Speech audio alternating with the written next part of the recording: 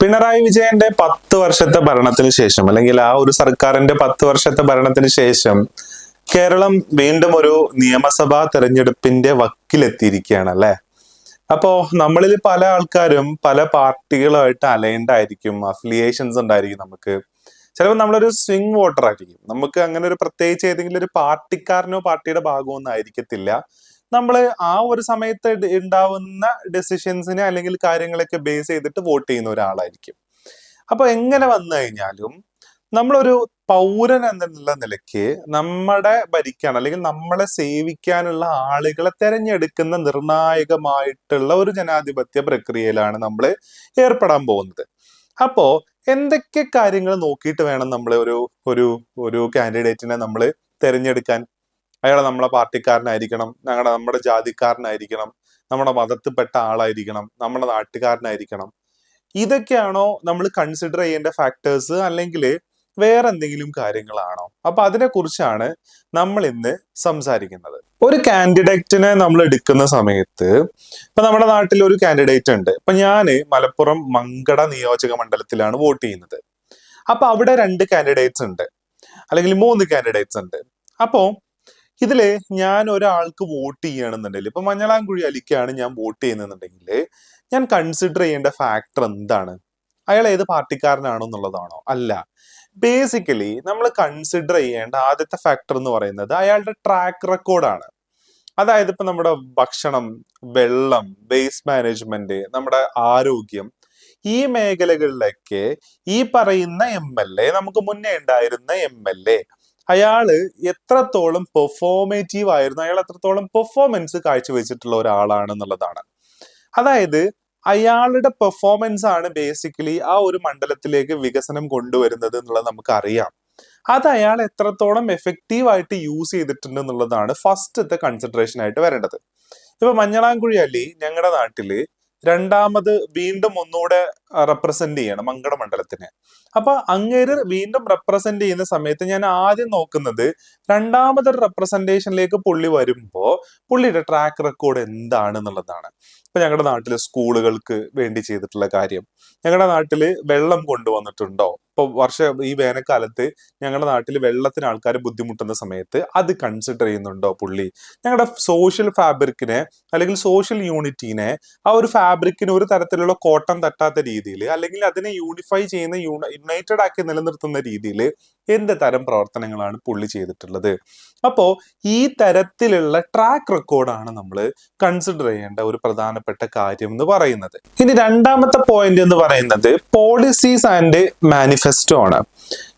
അതായത് എന്തിനാണ് പോളിസി അല്ലെങ്കിൽ മാനിഫെസ്റ്റോ വേണം എന്നുള്ളത് പറയുന്നത്? ഇപ്പൊ നമുക്കറിയാലോ, ഇപ്പൊ കോൺഗ്രസ് ആണെന്നുണ്ടെങ്കിലും നമ്മുടെ LDF ആണെന്നുണ്ടെങ്കിലൊക്കെ പലതരത്തിലുള്ള ഫ്രീ ബീസ് മുന്നോട്ട് വെക്കുന്നുണ്ട്.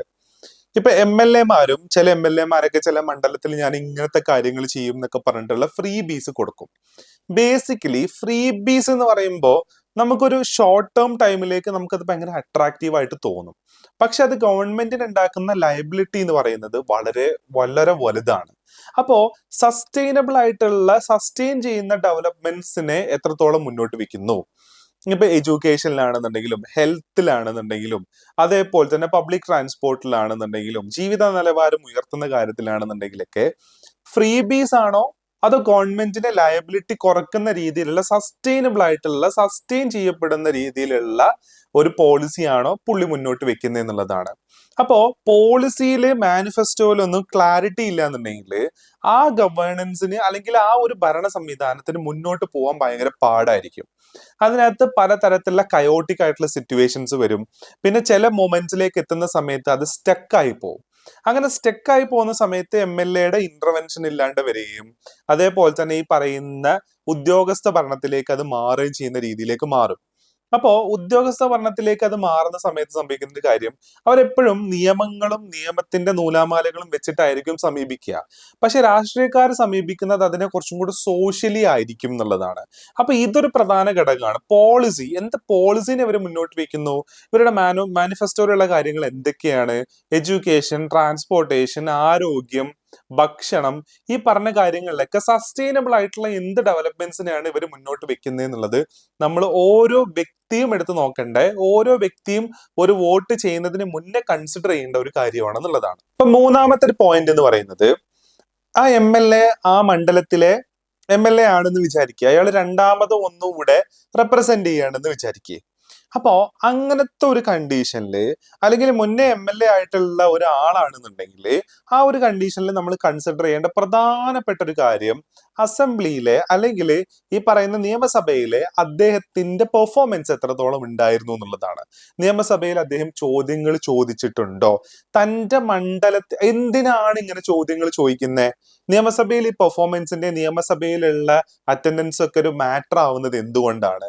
അതായത് താൻ അഭിമുഖീകരിക്കുന്ന, താൻ റെപ്രസെന്റ് ചെയ്യുന്ന കമ്മ്യൂണിറ്റിയുടെ അല്ലെങ്കിൽ ആ മണ്ഡലത്തിന്റെ പ്രശ്നങ്ങളെ ഒഫീഷ്യലായിട്ട് റെക്കോർഡ് ചെയ്യുക എന്ന് പറയുന്ന ഒരു പ്രോസസ്സാണ് ബേസിക്കലി ഈ പാർലമെന്റിൽ അല്ലെങ്കിൽ ഈ പാർലമെന്റ് നിയമസഭയിൽ ചോദ്യങ്ങൾ ചോദിക്കുന്ന സമയത്ത് അല്ലെങ്കിൽ നിയമസഭയിൽ സംസാരിക്കുന്ന സമയത്ത് സംഭവിക്കുന്നത് എന്നുള്ളതാണ്.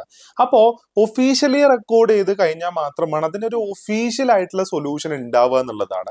അതായത് ഗവൺമെന്റ് ബോഡീസില്, ഈ പറയുന്ന ഭരണ സംവിധാനത്തില് ആ നാട് അനുഭവിക്കുന്ന ഒരു പ്രശ്നത്തിനെ ഒഫീഷ്യലി റെക്കോർഡ് ചെയ്യുകയും, അങ്ങനെ ഒഫീഷ്യലി റെക്കോർഡ് ചെയ്താലാണ് അതിന് സുസ്ഥിരമായിട്ടുള്ള ഒരു പരിഹാരത്തിലേക്ക് പോകത്തുള്ളൂ എന്നുള്ളതാണ്. അപ്പോ നിയമസഭയിൽ മിണ്ടാണ്ടിരിക്കുന്ന ഒരു MLA ആണെന്നുണ്ടെങ്കിൽ എന്താ സംഭവിക്കുക, ആ നാടിന്റെ പ്രശ്നങ്ങള് അവിടെ ഒഫീഷ്യലി റെക്കോർഡ് ആവാതെ പോകും എന്നുള്ളതാണ്. അതേപോലെ തന്നെ ഈ പറയുന്ന നിയമസഭയിൽ നടക്കുന്ന ചർച്ചകളിൽ അല്ലെങ്കിൽ കമ്മ്യൂണിറ്റി മുന്നോട്ട് വെക്കുന്ന കാര്യങ്ങളെ, നമ്മുടെ കാര്യങ്ങളെ അവിടെ റെപ്രസെന്റ് ചെയ്യുകയും അതിലൊരു തീരുമാനം ഉണ്ടാക്കുക എന്നുള്ളതാണല്ലോ, അതിന് വേണ്ടിയിട്ടാണല്ലോ നമ്മൾ ഇവരെ വിടുന്നത്. അപ്പൊ ആ ഒരു അതിന്റെ കോർ പ്രോസസ്സിൽ പങ്കാളിയാവുന്നില്ല എന്നുണ്ടെങ്കിൽ ആ MLA ഫ്ലോപ്പ് ആണെന്നാണ് അതിന്റെ അർത്ഥം. അതായത് ഒരു മേജർ ആയിട്ടുള്ള ഡിസ്കഷൻ ഒരു ബില്ലിൽ നടന്നുകൊണ്ടിരിക്കുന്ന സമയത്ത് വേറെ എവിടെയെങ്കിലും പോയി ബിരിയാണി കഴിക്കാനോ അല്ലെങ്കിൽ വേറെ എന്തെങ്കിലും ഫംഗ്ഷനോ പോയി കഴിഞ്ഞാലുള്ള പ്രശ്നം എന്ന് പറയുന്നത്, നമ്മളെ റെപ്രസെന്റ് ചെയ്യാൻ വേണ്ടി നമ്മൾ വിട്ട ആൾക്കാർ നമ്മളെ റെപ്രസെന്റ് ചെയ്യുക, അത് അയാളുടെ കാര്യങ്ങൾ നോക്കി നടത്തുന്ന രീതിയിലേക്ക് മാറും എന്നുള്ളതാണ്. അപ്പോ ഒരു കാൻഡിഡേറ്റിന് നമ്മൾ വോട്ട് കൊടുക്കാൻ പോകുന്നതിന്റെ മുന്നേ നമ്മൾ ചിന്തിക്കേണ്ട ഒരു കാര്യം, നിയമസഭയില് ഇയാളുടെ പെർഫോമൻസ് എത്രത്തോളം ഉണ്ടായിരുന്നു, എന്തെല്ലാം ചോദ്യങ്ങളാണ് ഇയാൾ ചോദിച്ചിട്ടുള്ളത്, ഇയാള് റെപ്രസെന്റ് ചെയ്യുന്ന ആ ലെജിസ്ലേറ്റീവ് അസംബ്ലിയിലെ ഉള്ള പ്രശ്നങ്ങളെ ഇയാള് വളരെ ട്രൂത്ത്ഫുൾ ആയിട്ട് റെപ്രസെന്റ് ചെയ്തിട്ടുണ്ടോ എന്നൊരു കാര്യം നമ്മൾ കൺസിഡർ ചെയ്യേണ്ട ഒരു വിഷയമാണെന്നുള്ളതാണ്. പിന്നെ വേറൊരു കാര്യം എന്താ വെച്ച് കഴിഞ്ഞാല്, നിയമസഭയിൽ ഇപ്പൊ ചോദ്യങ്ങൾ ചോദിച്ചില്ല എന്നുണ്ടെങ്കിൽ ഗവൺമെന്റിന്റെ അക്കൗണ്ടബിലിറ്റി കുറയും എന്നുള്ള ഒരു കാര്യം കൂടെ അവിടെ ഉണ്ട് എന്നുള്ളതാണ്. ഇപ്പോ പല സമയത്തും ഭരണകക്ഷിയിലുള്ള MLA ആ നാട് അഭിമുഖീകരിക്കുന്ന ഒരു പ്രശ്നം ഇങ്ങനെ ഉണ്ട് എന്നുള്ളത് ആസച്ച് ആയിട്ട് എക്സ്പ്ലിസിറ്റ് ആയിട്ട് പറയുന്നതിൽ ചെറിയ വിമുഖത പല സമയത്തും കാണിക്കാറുണ്ട്. ഇപ്പോ ഗണേഷ് കുമാറൊക്കെ അത് ചെയ്യുന്നതായിട്ട് കണ്ടിട്ടുണ്ട്. പക്ഷെ എത്ര MLA അങ്ങനെ ചെയ്യുന്നതായിട്ട് നമ്മൾ കാണാറുണ്ട്? അപ്പൊ നമ്മൾ കക്ഷിയാണെന്നുണ്ടെങ്കിലും പ്രതിപക്ഷത്താണെന്നുണ്ടെങ്കിലും നമ്മൾ ഈ നിയമസഭയിൽ നമ്മൾ ചോദ്യങ്ങൾ ചോദിച്ചാൽ മാത്രമാണ് ഗവൺമെന്റ് അക്കൗണ്ടബിൾ ആവുള്ളൂ എന്നുള്ളതാണ്. ഗവൺമെന്റിനെ ഒരു ഇഷ്യൂവിൽ അല്ലെങ്കിൽ ഒരു പ്രശ്നത്തിൽ അക്കൗണ്ടബിൾ ആക്കി മാറ്റുക എന്നുള്ളതും ഈ നിയമസഭയിൽ നമ്മൾ ചോദിക്കുന്ന ചോദ്യങ്ങൾ ഒരു റോള് വഹിക്കുന്നുണ്ട് എന്നുള്ളതാണ്. പിന്നെയുള്ളൊരു പ്രശ്നം, നമ്മൾ നിയമസഭയിൽ ഈ MLA ചോദ്യങ്ങൾ ചോദിച്ചിട്ടില്ല എന്നുണ്ടെങ്കിൽ പല സമയത്തും MLA റബ്ബർ സ്റ്റാമ്പ് ആയിട്ട് മാറും എന്നുള്ളതാണ്. അതായത് ഇൻഡിവിജ്വലി തീരുമാനങ്ങൾ എടുക്കാൻ പറ്റാത്ത ഒരവസ്ഥ. ഇപ്പൊ ഒരു പാർട്ടീനെ അല്ലെങ്കിൽ ഒരു പാർട്ടീനെ റെപ്രസെന്റ് ചെയ്യുന്ന ഒരു MLA ആ പാർട്ടിയുടെ പോളിസിക്ക് അനുസരിച്ചിട്ട് തന്നെയായിരിക്കും പല സമയത്തും പെരുമാറുകയും അല്ലെങ്കിൽ നിലപാടുകൾ എടുക്കുകയും ചെയ്യുക എന്നുള്ളതാണ്. അത് നമുക്ക് അറിയാവുന്ന ഒരു കാര്യമാണ്. പക്ഷേ അത് എല്ലാ കാര്യത്തിലും അങ്ങനെ ആയിരിക്കത്തില്ല. ഇപ്പൊ സൊസൈറ്റീനെ ബാധിക്കുന്ന ഒരു കാര്യത്തില് ആ പാർട്ടിയുടെ പോളിസി വേറെയാണെങ്കിൽ കൂടെ MLA അവിടെ പല സമയത്തും ഒരു ഇൻഡിപെൻഡന്റ് സ്റ്റാൻഡ് എടുക്കുന്നതായിട്ട് നമ്മൾ കാണാറുണ്ട്. പക്ഷേ ആ ഇൻഡിപെൻഡന്റ് സ്റ്റാൻഡ് എടുക്കുന്ന MLA പലപ്പോഴും നിയമസഭയിൽ നടക്കുന്ന സെഷൻസിൽ ചോദ്യങ്ങൾ ചോദിക്കുന്ന ആളായിരിക്കും എന്നുള്ളതാണ്. ഇല്ലാന്നുണ്ടെങ്കിൽ സംഭവിക്കുക, പാർട്ടിയുടെ തീരുമാനങ്ങൾ നടപ്പിലാക്കുന്ന ഒരു റബ്ബർ സ്റ്റാമ്പായിട്ട് MLA മാറും എന്നുള്ളതാണ്. അപ്പോ ഇനി നമ്മൾ ആലോചിക്കേണ്ടത്, നമ്മുടെ മണ്ഡലത്തിനെ റെപ്രസെന്റ് ചെയ്യുന്ന ഒരു MLA അത്തരത്തിലുള്ള ഒരാളായിരുന്നോ എന്നുള്ളതാണ്. ഇനി ഇതിലെല്ലാം ഇതിനേക്കാൾ ഏറെ ഇമ്പോർട്ടന്റ് ആയിട്ട് കേരളം ചർച്ച ചെയ്യേണ്ടതും നമ്മൾ വോട്ട് ചെയ്യുന്ന സമയത്ത് നമ്മൾ നിർബന്ധമായിട്ടും ചിന്തിക്കേണ്ടതായിട്ടുള്ള ഒരു കാര്യം എന്ന് പറയുന്നത് സോഷ്യൽ ഹാർമണിയാണ്. സോഷ്യൽ ഹാർമണിക്ക് വേണ്ടിയിട്ട് എത്രത്തോളം നിലപാടെടുത്ത നിലകൊണ്ടിട്ടുള്ള ഒരാളാണ് നമ്മളെ റെപ്രസെന്റ് ചെയ്യുന്ന MLA എന്നുള്ളതാണ്. ഒരു പൗരൻ എന്ന നിലയ്ക്ക് ജനാധിപത്യ പ്രക്രിയയിൽ നമ്മൾ പങ്കാളിയാവുന്ന സമയത്ത് നമ്മൾ ചിന്തിക്കേണ്ടതും നമ്മൾ ഉറപ്പുവരുത്തേണ്ടതുമായിട്ടുള്ള പ്രധാനപ്പെട്ട ഒരു ഘടകം അതാണ്. സോഷ്യൽ ഹാർമണി ഉള്ള സ്ഥലത്ത് മാത്രമേ ഒരു സമൂഹം ഡെവലപ്പ് ആയിട്ടുള്ളൂ എന്നുള്ളതാണ്. ഇപ്പൊ നമ്മളറിയാലോ, പല തരത്തിലുള്ള സമൂഹങ്ങൾ ഒരുമിച്ച് ജീവിക്കുന്ന ഒരു സ്ഥലമാണ് കേരളം എന്ന് പറയുന്നത്. കേരളത്തില് ഒരു 90% ആൾക്കാർ മിക്സ്ഡ് ആയിട്ടാണ് ജീവിക്കുന്നത്. പല സ്ഥലങ്ങളിലും ചില സ്ഥലങ്ങളിൽ മാത്രമാണ് നമുക്ക് ക്ലസ്റ്റേർഡ് ആയിട്ടുള്ള സൊസൈറ്റീനെ നമുക്ക് കാണാൻ പറ്റുക. അപ്പൊ ക്ലസ്റ്റേർഡ് ആയിട്ട് മാറാന്ന് പറഞ്ഞു കഴിഞ്ഞാൽ അവിടെ ഡിവൈഡ് ഉണ്ട്, അവിടെ റിഫ്റ്റ് ഉണ്ട് എന്നുള്ളതാണ്. ആ റിഫ്റ്റും ഡിവൈഡും നിലനിൽക്കുന്ന സ്ഥലങ്ങളിൽ ഡെവലപ്മെന്റ്സ് ഉണ്ടാവുക, ആ സൊസൈറ്റി മുന്നേറുക, കുറച്ചും കൂടെ മോഡേൺ ആവുക എന്ന് പറയുന്നത് അത് ഒരിക്കലും നടക്കാത്തൊരു കാര്യമാണ്. നമ്മൾ ഇന്ന് ഉത്തരേന്ത്യയിൽ കണ്ടുകൊണ്ടിരിക്കുന്ന ഒരു കാര്യം അത് തന്നെയാണ്. അതായത് സമൂഹങ്ങൾ ക്ലസ്റ്റേർഡ് ആയിട്ടാണ് ജീവിക്കുന്നത് എന്നുള്ളതാണ്. ഞാനും എന്റെ സമൂഹം മാത്രം മതി, അപ്പുറത്തുള്ളവന് എന്തും ആയിക്കോട്ടെ എന്നുള്ളതാണ്. പക്ഷേ കേരളം എന്ന് പറയുന്നത് ഒരു ഗിവ് ആൻഡ് ടേക്ക് ആണ്. അതായത് ഒരു കോ എക്സിസ്റ്റിംഗ് ആണ് നമ്മുടെ സൊസൈറ്റി എന്ന് പറയുന്നത്. നമുക്ക് ഒരിക്കലും തനിച്ച് നിലനിൽക്കാൻ പറ്റത്തില്ല. ഒറ്റയ്ക്ക് അല്ലെങ്കിൽ ഞാൻ മുസ്ലിങ്ങൾ മാത്രം മതി ഇവിടെ, മുസ്ലിങ്ങളായിട്ട് മാത്രമേ കച്ചവടം ചെയ്യുള്ളൂ, അല്ലെങ്കിൽ ഹിന്ദുക്കളായിട്ട് മാത്രമേ കച്ചവടം ചെയ്യുള്ളൂ, ക്രിസ്ത്യൻ സ്കൂളിൽ മാത്രമേ പോവുള്ളൂ എന്നുള്ള നില വന്നു കഴിഞ്ഞാൽ നമ്മുടെ നാടിന്റെ സോഷ്യൽ ഫാബ്രിക് തകരുകയും നമ്മുടെ എക്കോണമിക് സസ്റ്റൈനബിലിറ്റി എന്ന് പറയുന്നത്, നമ്മുടെ നാട്ടിലുള്ള B2Bs എല്ലാം നിലനിൽക്കുന്നത് ഈ തരത്തിലുള്ള കമ്മ്യൂണിറ്റി നോക്കിയിട്ടൊന്നുമല്ല B2Bs നിലനിൽക്കുന്നത്. For example, Lulu mall Yusuf അലിന്റെ ആണെന്നുണ്ടെങ്കിൽ ആ ലുലു മാളിലെ ഹൈപ്പർ മാർക്കറ്റിൽ വിൽക്കുന്ന എല്ലാ സാധനങ്ങളും യൂസുഫ് അലി ഉണ്ടാക്കുന്നതല്ല. അത് പലതരത്തിലുള്ള ആൾക്കാർ, പലതരത്തിലുള്ള കമ്പനീസ്, പലതരത്തിലുള്ള കമ്മ്യൂണിറ്റിയിലുള്ള ആളുകൾ നിർമ്മിക്കുന്നതാണ് അവിടെ കൊണ്ടുവന്ന് വിൽക്കുന്നത്. ഇപ്പൊ യൂസുഫ് അലി ഒരു തീരുമാനം എടുക്കുകയാണ്, ഇത് അവിടെ കൊണ്ടുവന്ന് വിൽക്കണ്ട. അപ്പൊ അങ്ങനെ പലതരത്തിലുള്ള വ്യാപാരികൾ തീരുമാനങ്ങൾ എടുത്തു കഴിഞ്ഞാൽ എന്താ സംഭവിക്കുക? ആ സമൂഹം തകർന്നു പോവും, അവിടെ ബിസിനസ് ഉണ്ടാവില്ല. ഇപ്പൊ ബേസിക്കലി നമ്മുടെ കേരളം മുന്നോട്ട് വെക്കുന്ന ഒരു പ്രധാനപ്പെട്ട ഒരു പോയിന്റ് എന്ന് പറയുന്നത്, അതിനകത്ത് ടൂറിസം ഉണ്ട്, ഹെൽത്ത് സെക്ടർ ഉണ്ട്, അതേപോലെ തന്നെ എഡ്യൂക്കേഷൻ ഉണ്ട്. ഇങ്ങനെ പല മേഖലകളിൽ കേരളം ഫോക്കസ് ചെയ്യുന്ന ഒരു ഏരിയ ആണ്. അപ്പൊ ഈ ഏരിയ ബ്ലൂം ചെയ്യണമെന്നുണ്ടെങ്കിൽ, ഈ ഏരിയ ഡെവലപ്മെന്റിലേക്ക് പോകണമെന്നുണ്ടെങ്കിൽ സോഷ്യൽ ഹാർമണി നിർബന്ധമായിട്ടുള്ള കാര്യമാണ്. ഇപ്പൊ നമുക്കറിയാലോ, കേരളത്തില് കോഴിക്കോടും കൊച്ചിയിലും തിരുവനന്തപുരത്തൊക്കെ പലതരത്തിലുള്ള IT പാർക്കുകളുണ്ട്, പലതരത്തിലുള്ള ഇന്റർനാഷണൽ കമ്പനീസും ഉണ്ട്. അപ്പൊ ഇവർക്കൊക്കെ ഇവിടെ വളരെ സ്മൂത്ത് ആയിട്ട് നിലനിന്ന് പോകാനുള്ള പറ്റുന്ന റീസൺ എന്ന് പറയുന്നത് നമ്മൾ കോ എക്സിസ്റ്റിംഗ് ആണ്. നമ്മുടെ ഓഫീസിലോ അല്ലെങ്കിൽ നമ്മൾ വർക്ക് ചെയ്യുന്ന ഏരിയയിലൊക്കെ നമ്മൾ വളരെ ഹാർമോണിയസ് ആയിട്ട് നിലനിൽക്കുന്നത് എന്നുള്ളതാണ്. എന്നാൽ നമ്മൾ വോട്ട് ചെയ്യാൻ പോകുന്ന MLA, നമ്മൾ തിരഞ്ഞെടുക്കാൻ പോകുന്ന MLA ഈ സിസ്റ്റത്തിന്, സോഷ്യൽ ഹാർമണിക്ക് എന്തെങ്കിലും തരത്തിലുള്ള കോട്ടം തട്ടുന്ന രീതിയിലുള്ള സ്റ്റേറ്റ്മെന്റുകൾ ഇറക്കുന്ന ആളോ അല്ലെങ്കിൽ അത്തരത്തിലുള്ള ഐഡിയോളജി നിലനിർത്തുന്ന ഒരാളാണോ, നമ്മുടെ സെക്യുലർ ഫാബ്രിക്കിന് കോട്ടം തട്ടുന്ന ഒരാളാണോ എന്നുള്ളത് നമ്മൾ തീർച്ചയായും നമ്മൾ നോക്കേണ്ട ഒരു കാര്യമാണെന്നുള്ളതാണ്. കാരണം അൾട്ടിമേറ്റ്ലി അത് നമ്മുടെ തലമുറകളുടെ നിലനിൽപ്പിനെ പോലും ബാധിക്കുന്ന ഒരു കാര്യമാണെന്നുള്ളതാണ്.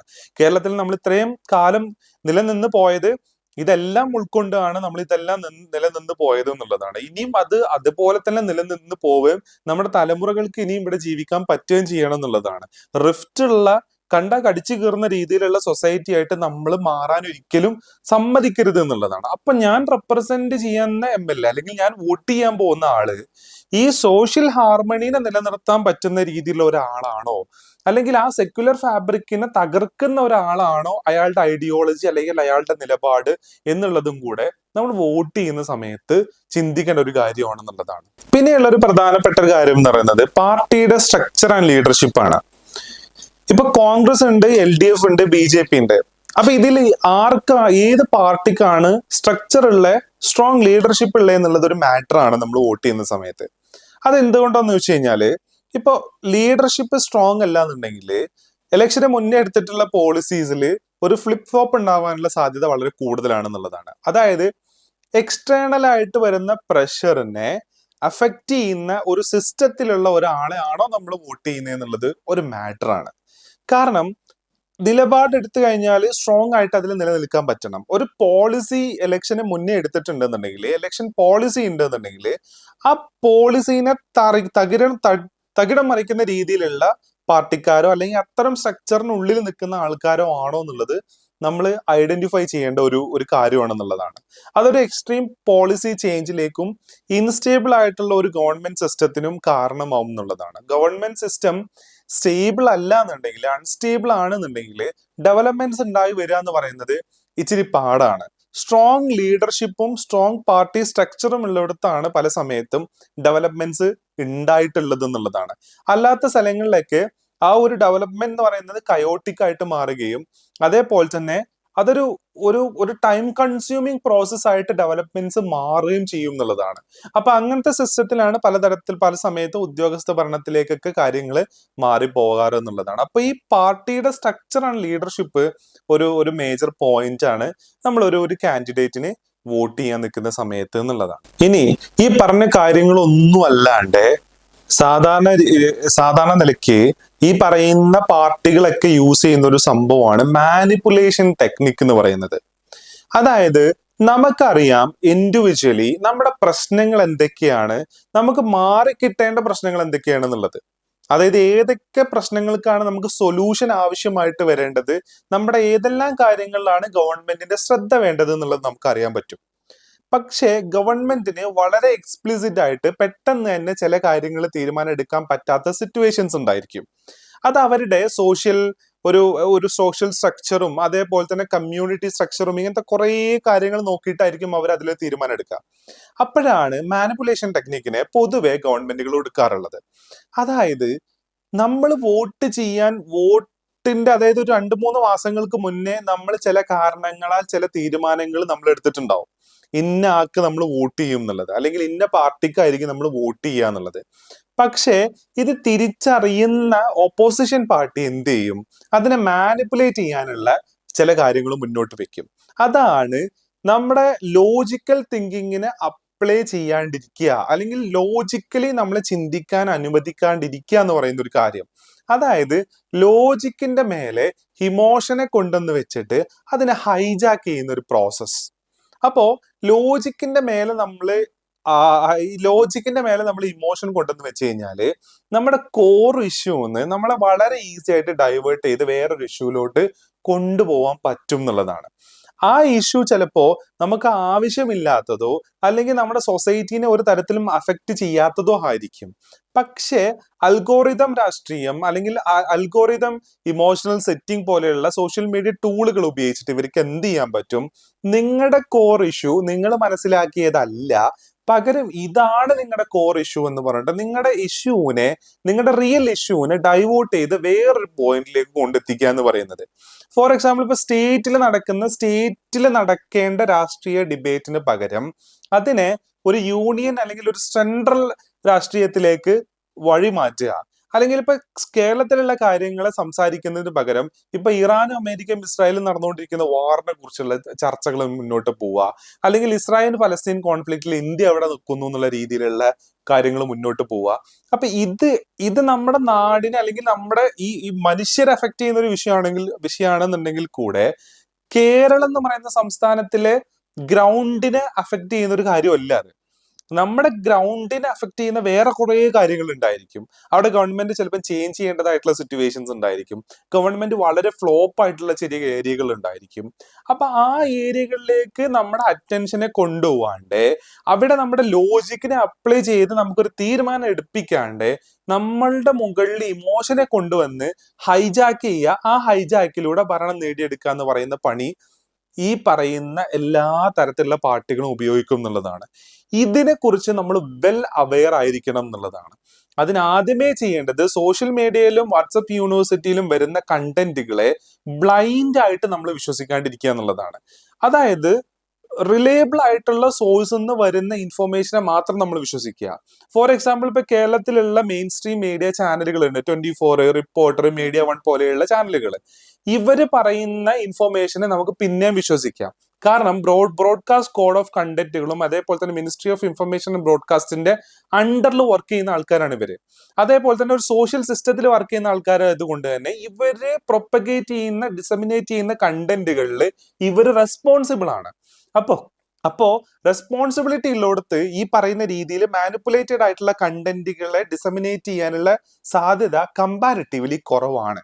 പക്ഷേ സോഷ്യൽ മീഡിയയിലും വാട്സപ്പിലും ഫ്ലോട്ട് ചെയ്യുന്ന ഇൻഫോർമേഷൻസിന് ക്രെഡിബിലിറ്റി ഉണ്ടായിരിക്കില്ല, റിലയബിലിറ്റി ഉണ്ടായിരിക്കത്തില്ല എന്നുള്ളതാണ്. അപ്പൊ അതൊരു പ്രശ്നമാണ്. അപ്പൊ അവിടെ നമ്മുടെ ഇമോഷനെ, നമ്മുടെ ലോജിക്കിനെ ഹൈജാക്ക് ചെയ്ത് ഇമോഷനെ കൊണ്ടുവന്ന് വെക്കുന്നതും നമ്മൾ ഈ 2026 വോട്ടിങ്ങിൽ നമ്മൾ ശ്രദ്ധിക്കേണ്ട ഒരു കാര്യമാണെന്നുള്ളതാണ്. അപ്പൊ ഇതൊക്കെയാണ് ഏറെക്കുറെ നമ്മളൊരു വോട്ട് ചെയ്യാൻ പോകുന്നതിന് മുന്നേ നമ്മൾ ശ്രദ്ധിക്കേണ്ട കാര്യങ്ങൾ എന്ന് പറയുന്നത്. ഈ രാജ്യം ഇങ്ങനെ ഡെമോക്രാറ്റിക് സെക്യുലർ സിസ്റ്റം ആയിട്ട് നിങ്ങൾ നിലനിൽക്കണം എന്ന് ആഗ്രഹിക്കുന്നുണ്ടെന്നുണ്ടെങ്കിൽ ഈ പറയുന്ന കാര്യങ്ങളെല്ലാം കൺസിഡർ ചെയ്തിട്ട് വേണം ജനാധിപത്യ പ്രക്രിയയിൽ നമ്മൾ പാർട്ടിസിപ്പേറ്റ് ചെയ്യാൻ എന്നുള്ളതാണ്.